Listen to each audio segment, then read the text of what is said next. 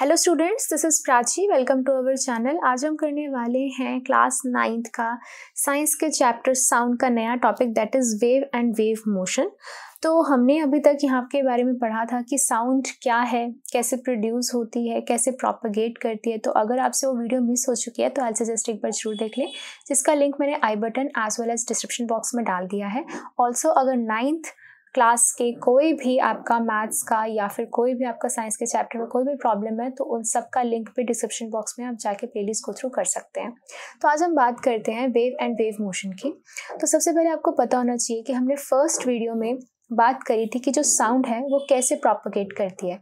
वो जो पार्टिकल्स होते हैं हमारे, वो टू एंड फ्रो मोशन में मूव कर रहे होते हैं। तो जो हमारा पार्टिकल है वो टू एंड फ्रो मोशन में मूव कर रहा है, आगे पीछे आगे पीछे। तो अगर मैं इसी मोशन को एक पेज पे ड्रॉ करती हूँ तो क्या होता है, अगर मैं इसी मोशन को पेज पे ड्रॉ करूँ तो ये पार्टिकल कुछ ऐसे ऐसे मूव करेगा।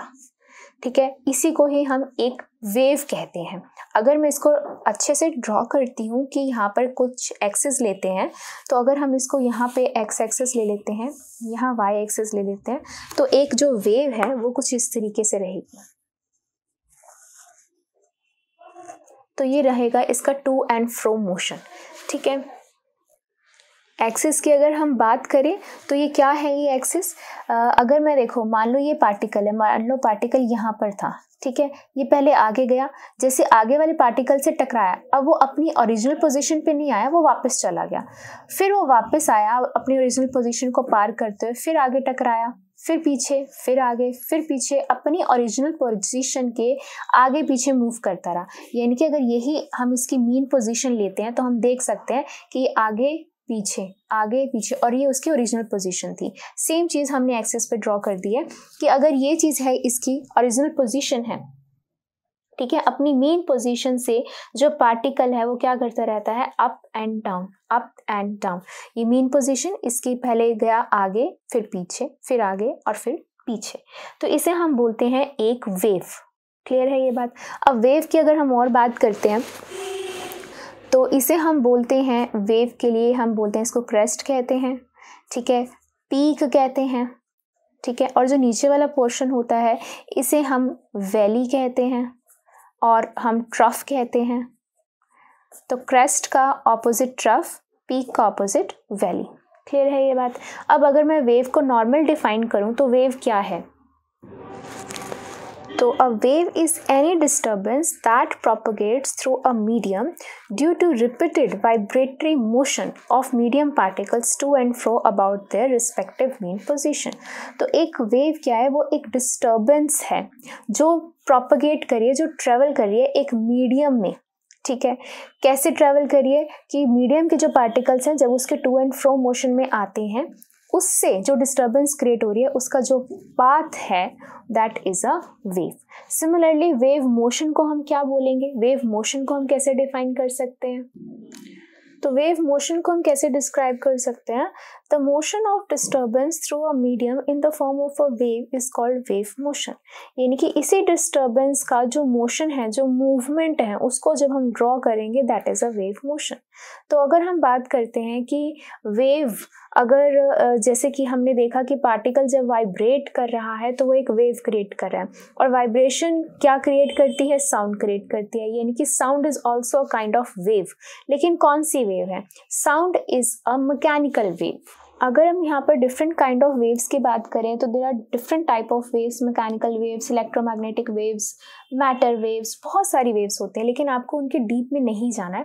तो यहाँ पे 2-3 टाइप की ही वेव्स हैं, उन्हीं की हम डिस्कशन करेंगे। जैसे कि जो साउंड है उसके ऊपर एक सब स्पेशल क्वेश्चन आता है कि साउंड को हम मैकेनिकल वेव क्यों कहते हैं, तो क्यों साउंड क्यों मैकेनिकल वेव है। तो सबसे पहले आपको पता होना चाहिए, मैकेनिकल वेव्स वो वेव्स होती हैं those needs material medium to travel, material medium to travel। जिसको चलने के लिए या जिसको प्रोपगेट करने के लिए मीडियम चाहिए होता है, मीडियम रिक्वायर्ड होता है, those waves are called mechanical waves. And it is very clear कि साउंड को डेफिनेटली मीडियम चाहिए ही होता है टू ट्रैवल। ठीक है, बिना मीडियम के, जहाँ मीडियम ही नहीं है, जहाँ वैक्यूम है, वैक्यूम का मतलब जहाँ पे पार्टिकल्स ही नहीं है, तो वाइब्रेट क्या करेगा और साउंड क्या प्रोड्यूस होगी। तो सिमिलरली हम इसको क्या बोलते हैं, mechanical waves are the waves which need material medium to travel and sound needs material medium to travel. That's why sound is called a mechanical wave. Sound cannot travel through a vacuum. अब question अगर आता है कि sound cannot travel through a vacuum, उसके लिए हमने already first lecture में discuss किया हुआ, पूरी की पूरी हमने एक्टिविटी देखी थी कि साउंड को मटेरियल मीडियम ही चाहिए होता है ट्रैवल करने के लिए, वो वैक्यूम में ट्रैवल नहीं कर सकती है। वन मोर थिंग, अब यहाँ पर दो वेव्स की हम और बात करेंगे, टू वेव्स की बात हम करेंगे। एक वेव है आप लोगों के पास लॉन्गिट्यूडनल वेव्स और एक वेव्स है आपके पास ट्रांसवर्स वेव्स।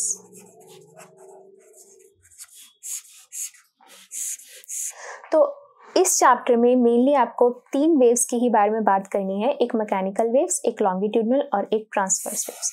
तो अगर मैं बात करती हूँ लॉन्गिट्यूडनल वेव्स क्या होती हैं और ट्रांसवर्स वेव्स क्या होती हैं। सबसे पहले लॉन्गिट्यूडनल वेव्स वो होती हैं जब पार्टिकल्स ट्रैवल करते हैं parallel to the direction of propagation of sound. कुछ समझ नहीं आया, कोई बात नहीं, ध्यान से समझते हैं दोबारा से। कि जैसे कि मान लो ये लाउड स्पीकर है, ठीक है, और ये रहा ईयर, ठीक है। अब यहाँ से लेकर यहाँ तक साउंड ट्रैवल करेगी, ठीक है, यहाँ से लेकर यहाँ तक साउंड ट्रैवल करनी है, तो this is the propagation of sound. तो यहाँ से ट्रैवल करनी है। इस ट्रैवलिंग में जो पार्टिकल्स होते हैं वो पैरेलल मूव कर रहे होते हैं, इसके क्या मूव कर रहे होते हैं, पैरेलल, यानी कि वो जो पार्टिकल्स होंगे वो कुछ इस तरीके से मूव कर रहे होंगे। हमें पता है कि पार्टिकल्स ऐसे थे, कहीं रेयरफेक्शन है तो कहीं कंप्रेशन है, यानी कि यहाँ पर खुले खुले हैं तो वो रेयरफेक्शन, क्लोज क्लोज हैं तो कंप्रेशन, फिर क्लोज क्लोज आ गए तो कंप्रेशन, फिर खुले खुले आ गए तो रेयरफेक्शन, फिर क्लोज क्लोज देन कंप्रेशन। ठीक है, अब ये जो मैंने पार्टिकल्स ड्रॉ करे हैं, अब इसको ऐसे विजुलाइज करो कि ये पार्टिकल्स ऐसे आगे पीछे आगे पीछे आगे पीछे मूव कर रहे हैं। ठीक है, ऐसे जाते हैं फिर ऐसे आते हैं, फिर ऐसे जाते हैं फिर ऐसे आते हैं, आगे पीछे मूव कर रहे हैं। तो इनका मोशन है कुछ ऐसा और फिर ऐसा। हम कह सकते हैं कि लॉन्गिट्यूडनल वेव्स वो वेव्स होती हैं जब जो पार्टिकल्स का जो मोशन होता है वो डायरेक्शन ऑफ प्रोपगेशन के या तो पैरेलल हो या फिर एंटी पैरेलल हो। पैरेलल मतलब सेम ऐसे, और एंटी पैरेलल क्या हो गया, ये तो ये हो गया पैरेलल, इसका उल्टा हो गया एंटी पैरेलल। ठीक है, तो या तो पैरेलल मूव कर रही हो या एंटी पैरेलल मूव कर रहे हो पार्टिकल्स, किसके, डायरेक्शन ऑफ प्रोपगेशन के, तो उस वेव को हम बोलते हैं longitudinal wave. On the other hand transverse waves क्या होती हैं, अब ये तो साउंड हो गई, ठीक है। अब यहाँ से अगर हम बात करते हैं, मान लो यहाँ पे कोई एक बल्ब है, ठीक है, अब यहाँ पर आप उसको देख पा रहे हैं, ठीक है, अब आप इसको देख पा रहे हैं, इसकी जो लाइट है इसको आप देख पा रहे हैं अच्छे से। अब यहाँ से लेकर यहाँ तक आपको पता है लाइट भी क्या है, एक वेव एनर्जी है, वेव है उसमें। अब ये जो वेव्स हैं होनी क्या चाहिए, ये तो डायरेक्शन है, ऐसे दिखनी चाहिए। अब इसमें जो इसके पार्टिकल्स हैं वो कैसे ट्रैवल कर रहे होते हैं, ऊपर नीचे, ऐसे ऊपर नीचे, up and down, up and down, up and down, up and down, इस तरीके से। जब पार्टिकल्स डायरेक्शन ऑफ प्रोपगेशन के परपेंडिकुलरली मूव कर रहे होंगे, ऊपर नीचे ऐसे मूव कर रहे होते हैं, उसे हम ट्रांसवर्स वेव्स कहते हैं। जब पार्टिकल्स पैरेलल या एंटी पैरेलल, पैरेलल मतलब कि ऐसे, एंटी पैरेलल ऐसे ऐसे ऐसे आगे पीछे टू एंड फ्रो मोशन में मूव कर रहे होते हैं, उसे हम लॉन्गिट्यूडनल। तो इसके लिए हम यूज कर सकते हैं word to and fro motion of particles. ठीक है, ये क्या हुआ, up and down motion of particles, up and down motion of particles. इसका आप एग्जाम्पल दे सकते हो साउंड वेव्स, और इसका आप एग्जाम्पल दे सकते हो लाइट वेव्स। तो ये होती हैं आपके पास दो different kind of waves, longitudinal and transverse. तो मेनली आपको इसका आई गेस डिफरेंस समझ में आ गया है। तो अब आप सोच रहे होंगे कि मैम हमारी जो एनसीईआरटी में गिवन है वो सारी की सारी ऐसी वेव्स हैं और हम ऐसी वेव्स के बारे में ही स्टडी कर रहे हैं। यस, हम ऐसी वेव्स के बारे में ही स्टडी करेंगे आगे। अब तो ये किस टाइप की वेव्स हैं, ये क्या बना रही हैं? तो यहाँ मैं आपको एक क्लियर करना चाहूँगी बात कि जो लॉन्गिट्यूडनल वेव्स होती हैं, लॉन्गिट्यूडनल वेव्स बेशक टू एंड फ्रो मोशन है, बट इसको हम ट्रांसवर्स वेव की तरह रिप्रेजेंट करते हैं कि जब कभी भी कंप्रेशन या रेयरफेक्शन आती है हम उसको इन वेव्स में रिप्रेजेंट करते हैं सो दैट हम इसकी स्टडी इजीली कर सकें। ठीक है, तो कैसे कर सकते हैं? इसके लिए हमने एक सेटअप क्रिएट किया होता है।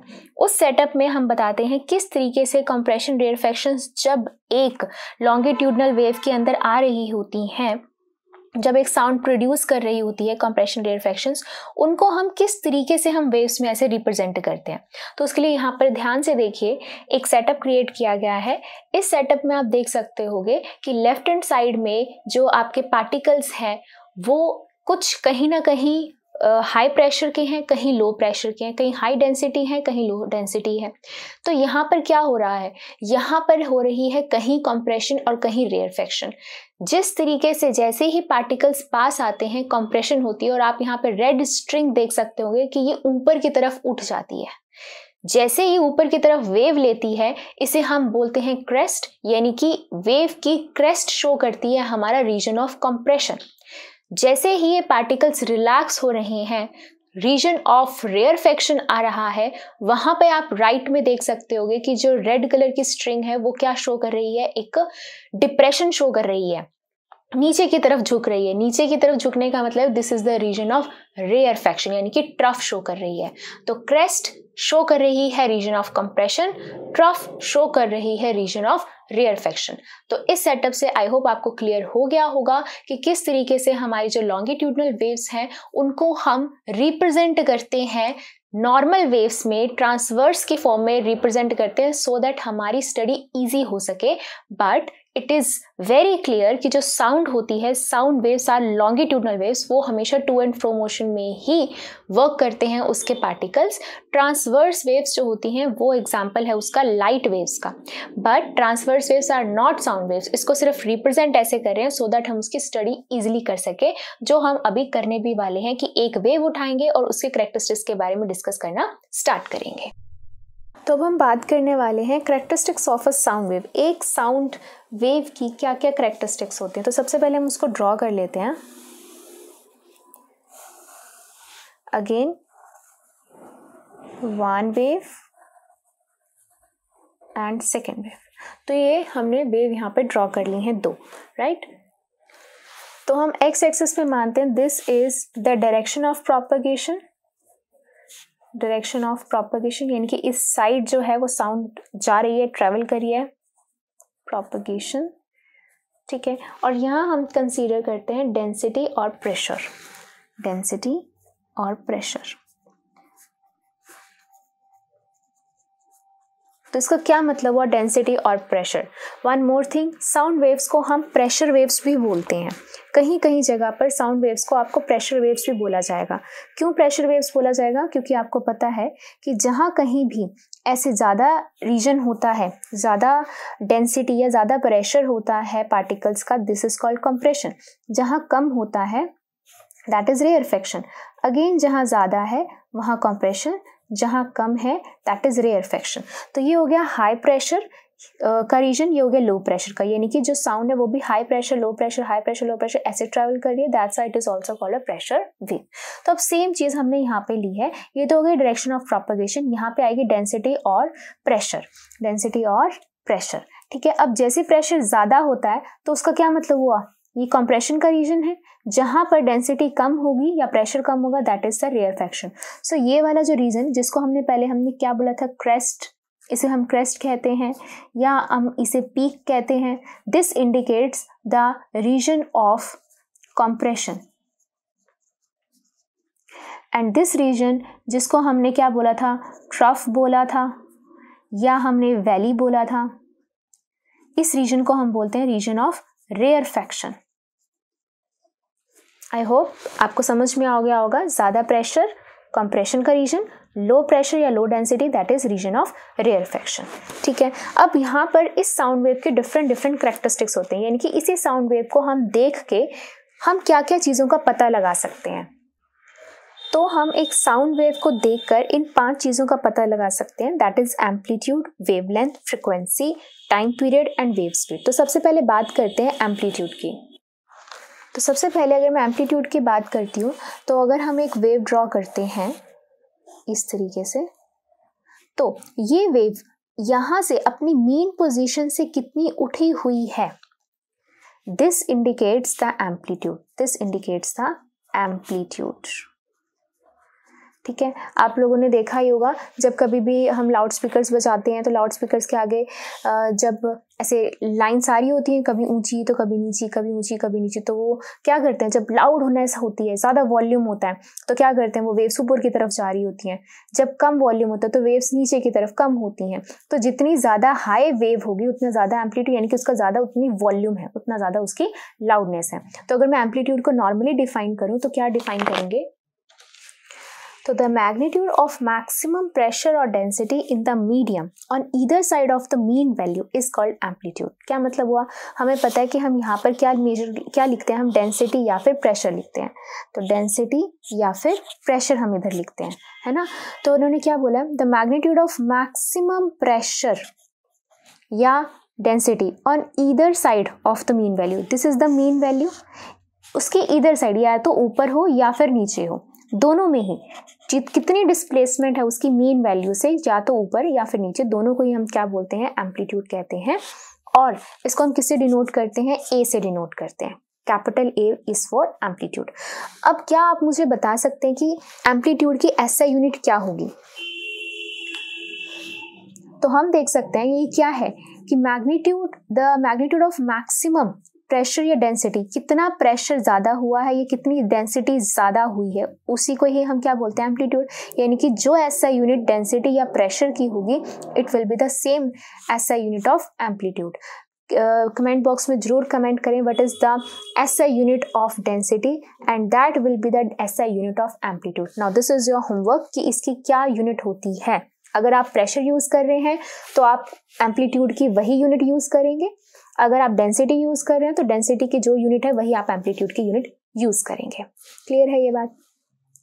तो मैं यहाँ लिख देती हूँ SI यूनिट सेम एज, अगर ये आप डेंसिटी लोगे तो डेंसिटी वाली, अगर आप प्रेशर लोगे तो प्रेशर वाली।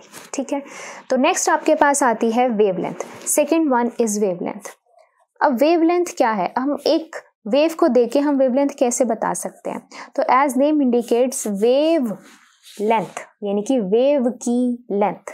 यानी कि अगर मैं इसको ऐसे ड्रॉ करती हूँ, मान लो ये मैंने ऐसे ऐसे वेव्स ड्रॉ कर दी हैं, ठीक है। अब मैं इसमें से वेवलेंथ कैसे बता सकती हूँ, कितनी वेव हुई, यहाँ से लेकर यहाँ तक, ये एक वेव हुई, तो यानी कि यहाँ से लेकर यहाँ तक जो लेंथ हुई that is a wave length. इसको मैं अलग से ड्रॉ कर देती हूँ, यहाँ से लेकर यहाँ तक, this is a wavelength. Green से जो मैंने मार्क किया, दिस इज अ वेवलेंथ। ठीक है, ऐसे ही नेक्स्ट के लिए वो यहाँ से लेकर यहाँ तक की उसकी वेवलेंथ हो जाएगी। क्लियर है ये बात। अब अगर मैं आपको ये कहती हूँ कि इसको डिफाइन करो, तो आप डिफाइन कैसे करोगे कि एक वेव की लेंथ इज वेवलेंथ, नहीं। तो उसके लिए साइंटिस्ट ने क्या किया, उसके लिए उन्होंने सोचा कि हम इसको प्रॉपर ना एक वर्ड देते हैं, कि जैसे कि यहाँ पे एक, यहाँ से लेकर अगर मैं यहाँ तक की भी लेंथ लेती हूँ तो वो भी तो सेम आएगी, और अगर मैं यहाँ से लेकर यहाँ तक की भी लेंथ लूँ, ये लेंथ लूँ या ये लेंथ लूँ, ये दोनों length will be equal to this length, है ना। तो मैं इसको भी ग्रीन से मार्क कर देती हूँ और इसको भी ग्रीन से मार्क कर देती हूँ। ठीक है, तो ये लेंथ और ये लेंथ दोनों ही सेम होंगी, है ना, तीनों सेम होंगी, ये दोनों की दोनों इसके इक्वल होंगी। तो उन्होंने इसको डिफाइन क्या किया कि ये दो क्या हो गए, क्रेस्ट हो गए, दो कंसेक्यूटिव क्रेस्ट के बीच का डिस्टेंस या दो कंसेक्यूटिव ट्रफ के बीच का डिस्टेंस, उसे हम बोलते हैं वेवलेंथ, एक वेव की length, which is denoted by lambda. This is lambda, एक ग्रीक लेटर है, इसको हम ऐसे लिखते हैं लैम्डा। ठीक है, तो हम इसको कैसे डिफाइन करेंगे, the distance between two consecutive crest or trough is called wavelength. One more thing, यहाँ पे हम और वर्ड ही यूज करेंगे, एंड नहीं यूज करेंगे। और का मतलब होता है या तो दो क्रेस्ट के बीच का डिस्टेंस ले लो, दिस इज लैम्डा, या दो ट्रफ के बीच का डिस्टेंस ले लो, this is lambda. Crest and trough use कर लिया तो उनको क्या लगेगा कि क्रेस्ट एंड ट्रफ के बीच का डिस्टेंस यहाँ से यहाँ तक का हो गया, ये डिस्टेंस हो गया, दिस इज नॉट वेवलेंथ। ठीक है, तो और का मतलब या तो ये यूज करो या ये यूज करो, एंड नहीं यूज करना यहाँ पे। कई बच्चों को मैंने देखा यहाँ पे डेफिनेशन में एंड यूज करते हैं, वो पूरा उसका मतलब ही गलत हो जाता है, वो क्रॉस हो जाता है, फिर वो कहेंगे मैम एक ही तो वर्ड गलत लिखा था हमने, एक ही तो वर्ड था, बाकी डेफिनेशन तो ठीक थी। तो दैट्स वाई और एंड का बहुत बड़ा मतलब है। यहाँ पर वेवलेंथ एक डिस्टेंस है और डिस्टेंस की यूनिट्स मीटर्स में होती है, तो वेवलेंथ की यहाँ ऐसा यूनिट होगी मीटर्स। तो ये हो गई आपकी सेकंड कैरेक्टरिस्टिक्स की। एक वेव को देख के हम उसकी ऊंचाई देख के एम्पलीट्यूड बता देते हैं, उसकी लंबाई देख के हम उसकी वेवलेंथ बता देते हैं। अब बात थर्ड करते हैं, दैट इज फ्रीक्वेंसी क्या होती है। अब अगर हम फ्रीक्वेंसी की बात करते हैं तो अगर मैं आपको नॉर्मली लर्न करवाऊँ, बात करते हैं कि अच्छा आपके फ्रेंड आपके घर आते हैं, ठीक है, हाउ फ्रिक्वेंटली, कितनी फ्रिक्वेंटली आते हैं, मतलब कि दिन में 2 बार आते हैं, दिन में 3 बार आते हैं, दिन में 1 बार आते हैं, दैट इज हाउ फ्रिक्वेंटली आपके फ्रेंड आपके घर आते हैं। ठीक है, तो दैट इज द फ्रिक्वेंसी, वो उसकी फ्रिक्वेंसी। 3 बार आ रहे तो 3 फ्रिक्वेंसी हो गई, 2 बार आ रहे तो 2 फ्रिक्वेंसी। हाउ फ्रिक्वेंटली कोई एक चीज होती है उसे हम क्या बोलते हैं, उसकी फ्रिक्वेंसी कहते हैं। सेम वेव की अगर मैं बात करती हूँ तो ये मान लो ये वेव है, ठीक है। अब मैं कहती हूँ कि यहाँ से लेकर ना यहाँ तक जो है ना वो 1 सेकेंड है, मान लो 1 सेकेंड, ठीक है। 1 सेकेंड में कितनी वेव्स जा रही हैं, 1 सेकेंड में मान लो ऐसे ऐसे ऐसे ऐसे ऐसे ऐसे ऐसे वेव गई है, तो ये हो गई 1, 2 और ये 3। ये 1 सेकेंड के अंदर 3 वेव्स निकल गई, तो उसे हम बोलेंगे क्या है, वो 3 हो गई इसकी फ्रिक्वेंसी। सिमिलरली अगर मैं कहती हूँ 1 सेकेंड के अंदर ये रहा, अगेन यहाँ से लेकर यहाँ तक 1 ही सेकेंड था, एक ही वेव जा पाई, तो इसे हम बोलेंगे इसकी एक ही फ्रीक्वेंसी हुई। तो नंबर ऑफ ऑसिलेशंस, ये नंबर ऑफ वेव्स ट्रैवलिंग पर यूनिट टाइम। यूनिट टाइम का मतलब क्या होता है, एक सेकेंड। यूनिट का मतलब ऑलवेज, इट इज ऑलवेज 1, ठीक है। तो यूनिट टाइम का मतलब हो गया 1 सेकेंड। 1 सेकेंड में कितनी वेव्स जा रही हैं उसे हम क्या बोलेंगे, उसकी फ्रीक्वेंसी बोलेंगे। तो फ्रीक्वेंसी को अगर हम डिफाइन करेंगे तो हम कैसे लिख सकते हैं, the number of oscillations completed पर unit time, the number of oscillations। oscillations I guess आपको समझ में आ ही रहा होगा oscillations क्या होता है। oscillations completed per unit time, ठीक है। तो नंबर ऑफ ऑसिलेशंस यानी कि 1 ऑसिलेशन मतलब कि 1 वेव, ठीक है। और इसको आप पेंडुलम से भी बता सकते हो कि एक पेंडुलम अगर ये लटका हुआ है, ये इसकी मीन पोजीशन है, ये ऐसे से मूव करता है, ऐसे गया, ऐसे आया और ऐसे वापस, दिस इज 1 ऑसिलेशन। ऐसे ऐसे ऐसे 1 ऑसिलेशन। तो एक ऑसिलेशन वो 1 सेकेंड की एक ऑसिलेशन होती है, राइट। तो इस तरीके से इसको हम ऐसे डिफाइन करते हैं, या तो ऑसिलेशन बोल दो या नंबर ऑफ वेव्स कंप्लीटेड पर यूनिट टाइम, ठीक है। इसको हम कैसे डिनोट करते हैं, इसको हम ऐसे टेढ़ा सा वी बनाते हैं, दिस इज कॉल्ड न्यू, ठीक है। टेढ़ा वी, जैसे वी रूठा हुआ है, दिस इज 1/t, कुछ इस तरीके से डिफाइन करते हैं। इसका जो फॉर्मूला रहता है वो कुछ इस तरीके का रहता है, ठीक है। Nu equals to 1/t। Now what is T here, अब ये टी जो कैपिटल टी होता है इसका मतलब होता है टाइम पीरियड, इसका मतलब होता है टाइम पीरियड, ठीक है। अब ये टाइम पीरियड क्या है, that is our next characteristics, time period. अब टाइम पीरियड भी इसी से ही रिलेटेड है, इसको जस्ट उल्टा कर दो, जस्ट उल्टा का मतलब क्या है कि 1 सेकेंड को छोड़ दो, अब हम कहते हैं कि एक वेव को कितना टाइम लगा निकलने में, that is the time period. ये एक वेव है, उसको निकलने में कितना टाइम लगा, that is a time period. तो जैसे कि यहां से लेकर यहां तक मान लो 1 सेकेंड में एक वेव निकल गई, ठीक है, तो उसे हमने क्या बोल दिया कि 1 हो गया इसका टाइम पीरियड। अब यहां से लेकर यहां तक हमने माना था 1 सेकेंड, 1 सेकेंड में 3 वेव्स निकली थी, तो एक वेव ने कितना टाइम लिया, 1/3 टाइम लिया ना, 1/3 ऑफ द सेकेंड लिया, दैट इज इक्वल टू 0.33, है ना। तो 0.33 जो हो गया ना वो इसका टाइम पीरियड हो गया। क्लियर होगी ये बात। तो इसको हम डिफाइन करते हैं, time period is the time taken by the 1 complete oscillation is called it's time period. कि एक वेव को निकलने में कितना टाइम लगता है। मान लो ये ऐसे दो वेव निकल रही हैं, ठीक है, लेकिन हमने क्या देखना है कि एक वेव को यहाँ से लेकर यहाँ तक कितना टाइम लगा है, that is the time period. तो यहीं से ही हम इसको पुराने वाले फॉर्मूले से ही इसको डिराइव करेंगे, that is frequency is equal to 1/t था, ठीक है।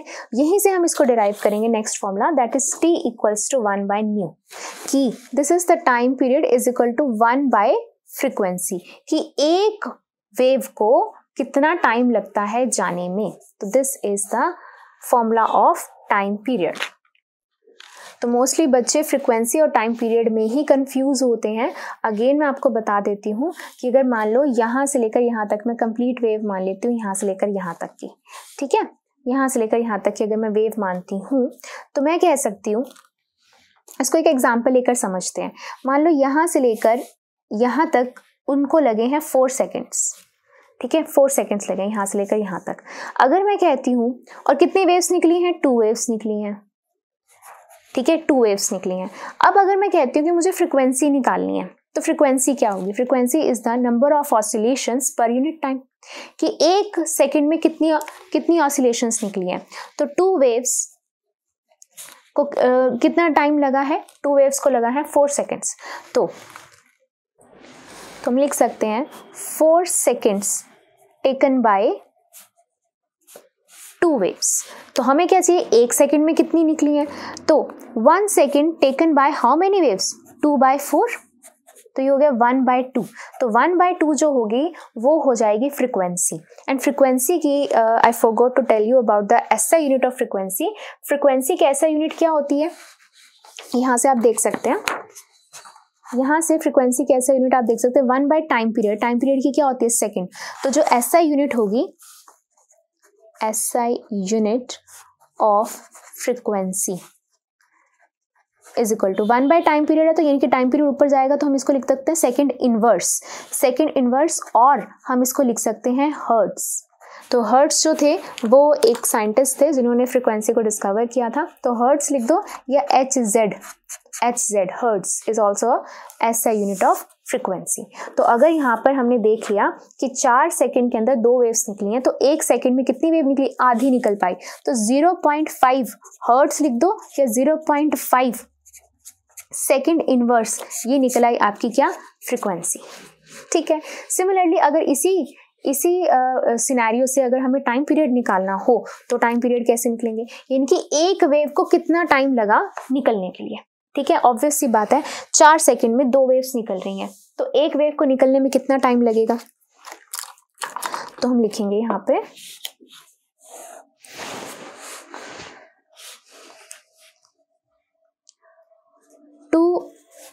Time taken by 2 waves is equal to 4 seconds। Time taken by 1 wave, एक वेव को निकलने में कितना टाइम लगेगा, 4/2, दैट इज 2 seconds। तो ये आ गया आपका टाइम पीरियड, ठीक है। तो this is the time period, and now this is the relation between frequency and time period, ठीक है। तो ये क्या होते हैं, दोनों के दोनों एक दूसरे के इनवर्सली प्रोपोर्शनल होते हैं, रेसिप्रोकल होते हैं। Getting my point. तो ये था आपकी 4th characteristics. Now last characteristics आती है आपके पास वेव स्पीड। तो नॉर्मली अगर हमें स्पीड को डिफाइन करना, तो स्पीड क्या होती है किसी चीज को, कि distance covered bye an object पर यूनिट टाइम, ठीक है।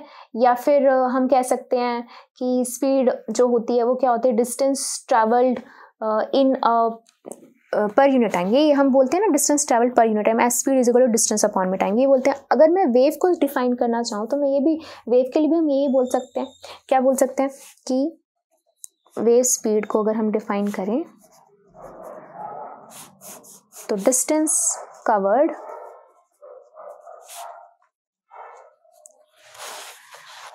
Bye a sound wave in a medium per unit time is called its wave speed, ठीक है। तो speed is equal to distance upon time. Clear होगी ये बात, this is also wave speed, यानी कि वो एक टाइम पे वो कितना डिस्टेंस ट्रैवल कर रही है, यहाँ से लेकर यहाँ तक कितना डिस्टेंस ट्रैवल किया पर यूनिट टाइम में, तो वो उसकी क्या हो जाएगी, स्पीड हो जाएगी, ठीक है। एंड वन मोर थिंग, इसके बाद वेरी इंपॉर्टेंट आपके पास आता है relation relation between wave speed, ठीक है, frequency and wavelength. This is very important relation, very important. ठीक है, कि हमने ये 5 करेक्टरिस्टिक्स पढ़ी हैं. इसके अंदर इस वेव स्पीड में, ठीक है, फ्रीक्वेंसी में रूठा हुआ v बनाना है एंड वेवलेंथ में दैट इज लैम्डा बनाना है. ठीक है, इन तीनों में क्या रिलेशन है तो इसको देखते हैं. सबसे पहले हमें पता होता है कि स्पीड का फॉर्मूला क्या होता है. Speed is equal to distance upon में टाइम, कि उसने कितना डिस्टेंस ट्रैवल किया है. ठीक है, तो अगर हम बात करते हैं इस तरीके से, ठीक है, तो डिस्टेंस कितना ट्रैवल किया है तो वो क्या हो, यहाँ से लेकर यहाँ तक का क्या डिस्टेंस होता है, यहाँ से लेकर यहाँ तक का क्या डिस्टेंस होता है, लैम्डा होता है. वेव की length is a wave length, है ना. तो स्पीड को हम v से डिनोट करते हैं, दिस इज v. डिस्टेंस हो गया आपके पास लैम्डा. कितना टाइम लगा पर यूनिट टाइम, पर unit time is time period, तो ये हो गया हमारा टाइम पीरियड. ठीक है, ये तो नॉर्मल फॉर्मूला हो गया, ये हो गया वेव फॉर वेव के लिए फॉर्मूला. ओके, अब हमें पता है कि ये हो गया स्पीड, ये हो गया लैम्डा, ये होता है 1/t. 1/t हमने किसका फॉर्मूला पढ़ा था, 1/t क्या था आपका, 1/t इज अ फ्रीक्वेंसी. ठीक है, तो हम यहाँ पे लिख सकते हैं लैम्डा इंटू, इसकी जगह पे लिख देंगे हम फ्रीक्वेंसी, बिकॉज फ्रीक्वेंसी क्या होती है 1 टाइम पीरियड होती है. Now this is the relation that is speed is equal to wavelength multiply by frequency. तो ये है इसका रिलेशन, that is speed is equal to wavelength into frequency. कुछ नहीं किया, स्पीड की जगह पे हमने v, ये ध्यान रखना दिस इज v, और ये जो होता है रूठा हुआ v है, this is new, that is frequency. ठीक है, तो क्या किया, speed is equal distance upon time. कितना डिस्टेंस ट्रेवल किया वो तो लैम्डा होता है, कितने टाइम में किया वो टाइम पीरियड होता है, तो lambda by time period. 1/t किसके इक्वल होता है, फ्रीक्वेंसी के, तो हमने यहाँ पे बस फ्रीक्वेंसी लिख दी. तो ये था relation between speed frequency and wavelength. तो अब इस रिलेशन के बाद अब हम करते हैं इससे रिलेटेड एक एग्जाम्पल जो हमारे एनसीईआरटी में भी गिवन है. तो ये एग्जाम्पल आपके पास 12.1, इसको ध्यान से समझते हैं. सबसे पहले उन्होंने बोला कि sound wave has a frequency of 2 kilohertz, ठीक है, and a wavelength of 35 centimetre. आपको पता होना चाहिए कि वेवलेंथ, वेव की लेंथ यानी कि कितना डिस्टेंस ट्रैवल करे, तो सेंटीमीटर या मीटर में ही हम उसको मेजर करते हैं. और हमें पता है कि हम ऐसा यूनिट जो होती है हमारी वो किस में रहती है, हम मीटर्स में यूज करते हैं, तो हम हर एक को ऐसा यूनिट में ही कन्वर्ट करेंगे. ठीक है, नेक्स्ट आता है how long will it travel, how long will it take to travel 1.5 kilometres. 1.5 kilometres उसको चलना है तो उसको कितना टाइम लगेगा. ठीक है, तो सबसे पहली बात हमें पता होना चाहिए कि हमें क्या कैलकुलेट करना है. तो एक साउंड वेव की जो फ्रीक्वेंसी है वो 2 किलोहर्ट्ज की है और वेवलेंथ उसकी ये है. तो हम इसको कैसे विजुलाइज कर सकते हैं कि सबसे पहले तो हमें टाइम निकालना है कि उसको इतना डिस्टेंस ट्रैवल करने में कितना टाइम लगेगा. तो हमें डिस्टेंस दे रखा है कि उसको कितना नॉर्मल डिस्टेंस कितना ट्रैवल करना है, दैट इज 1.5 किलोमीटर. और you can write 1.5 multiply by 1000, point हटा दिया, ये हो गया 1500 मीटर उसने डिस्टेंस ट्रैवल करना है. तो एक वेव ने इस तरीके से ऐसे 1500 जो है किलोमीटर, 1500 मीटर उसने डिस्टेंस ट्रैवल करना है, ये डिस्टेंस ट्रैवल करना उसने. ठीक है, उसके लिए हमें टाइम पता करना है कि कितने टाइम में. तो अगर हमें इसकी स्पीड मिल जाए कि कितनी स्पीड से मूव कर रही है, v स्पीड मिल जाए, तो हमें पता है speed is equal to distance upon में टाइम. तो स्पीड आ जाएगी, डिस्टेंस है हमारे पास, टाइम हम कैलकुलेट कर लेंगे. अब स्पीड कैसे निकालें, स्पीड के लिए हमें 2 चीज़ें गिवन है, फ्रीक्वेंसी एंड वेवलेंथ. और हमने अभी अभी रिलेशन पढ़ा है स्पीड फ्रीक्वेंसी एंड वेवलेंथ के लिए. क्या पढ़ा था हमने, speed is equal to frequency into wavelength या वेवलेंथ इंटू फ्रीक्वेंसी, ये हमने पढ़ा था. और अभी अभी हमने क्या बोला कि हम सारी के सारी ऐसा यूनिट में लेंगे. तो फ्रीक्वेंसी को पहले हम किस में कन्वर्ट करते हैं, 2 किलो हर्ट्स है, तो इसको हम करेंगे 2000 हर्ट्स हो जाएगा. ठीक है, वेवलेंथ की बात करें, वेवलेंथ इज 35 सेंटीमीटर, इसको हम क्या करेंगे डिवाइड बाय 100 कर देंगे और ये हो जाएगा 0.35 मीटर हो जाएगा. ठीक है, अब यहाँ से यूज करके हम क्या निकालेंगे, स्पीड निकालेंगे. तो speed is equal to wavelength into frequency, point हटाया, 100 कैंसिल, ये हो गया 700 मीटर पर सेकेंड. ठीक है, अब ये 700 आ चुका है, अब हम यहाँ पे यूज कर सकते हैं 700 into 1500 by T, cross multiply, T is equal to 1500 upon में 700 कैंसिल, दिस इज 2.1 सेकेंड. यानी कि एक वेव को 1500 मीटर चलने के लिए 2.1 सेकेंड लगेंगे। तो ये था एग्जाम्पल आपका 12.1। जैसे कि हमने आज इस वीडियो में डिस्कस किया है about characteristics of a sound wave, ऐसे ही नेक्स्ट वीडियो में हम डिस्कस करेंगे about the characteristics of a sound, यानी कि एक साउंड वेव को हम देख के हम ये सारी चीजें निकाल लेते हैं। साउंड से हमें क्या पता चलता है? उसका वॉल्यूम, दैट इज लाउडनेस, है ना, उसकी इंटेंसिटी, ठीक है, और क्या होता है उसकी पिच। क्लियर है ये बात? तो इन सब के बारे में हम डिस्कस करेंगे नेक्स्ट वीडियो में। So thank you, that's all for this video.